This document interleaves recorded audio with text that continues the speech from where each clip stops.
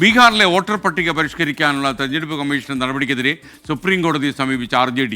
തെരഞ്ഞെടുപ്പ് കമ്മീഷന്റെ തീരുമാനം ലക്ഷക്കണക്കിന് പേരുടെ വോട്ടവകാശം നിഷേധിക്കാൻ സാധ്യതയുണ്ടെന്നാണ് RJDയുടെ ആക്ഷേപം. വിനിത VG ഡൽഹിയിൽ നിന്ന്. വിനിത, വിവരങ്ങൾ.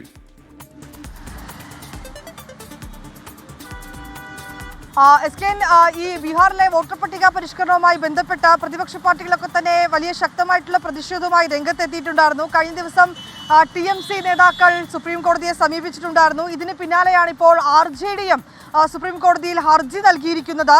ഈ വിഷയത്തിൽ അടിയന്തരമായി ഇടപെടണമെന്നാണ് ഈ ഹർജിയിലെ ആവശ്യം. തെരഞ്ഞെടുപ്പെടുത്ത ബീഹാറിൽ ഇത്തരം പരിഷ്കരണങ്ങൾ ഏർപ്പെടുത്തുമ്പോൾ അത് സാധാരണക്കാരുടെ വോട്ടവകാശത്തെ ബാധിക്കുന്നതാണെന്നാണ് RJD പറയുന്നത്. RJD MP മനോജ് ധായാണ് ഇപ്പോൾ ഈ ഒരു ഹർജി സുപ്രീം കോടതിയിൽ നൽകിയിരിക്കുന്നത്. ഒപ്പം തന്നെ ബീഹാറിനെ സംബന്ധിച്ചിടത്തോളം നിരവധി കുടിയേറ്റ തൊഴിലാളികളൊക്കെ ഉള്ളതാണ് ആ മേഖലയിൽ. അതുകൊണ്ട് തന്നെ അവരെ സംബന്ധിച്ചിടത്തോളം ഒരുപക്ഷെ ഇത്തരത്തിലേക്കുള്ള നടപടിക്രമങ്ങൾ അവരെ വലിയ രീതിയിലേക്ക് ബാധിക്കുമെന്നും അതുകൊണ്ട് തന്നെ ഇത്തരം പരിഷ്കരണങ്ങൾ ഏർപ്പെടുത്തുന്നത് സാധാരണക്കാരായിട്ടുള്ള ആളുകളുടെ വോട്ടവകാശത്തെ അവരത് ബാധിക്കുന്നതാണെന്നും ആ വോട്ടവകാശം അവർക്ക് നഷ്ടമാകുമെന്നുമാണ് പറയുന്നത്. ഈ വിഷയത്തിൽ അടിയന്തരമായി ഇടപെടണമെന്ന് ആവശ്യപ്പെട്ടുകൊണ്ടാണ് ഇപ്പോൾ RJDയും കോടതിയെ സമീപിച്ചിരിക്കുന്നത്.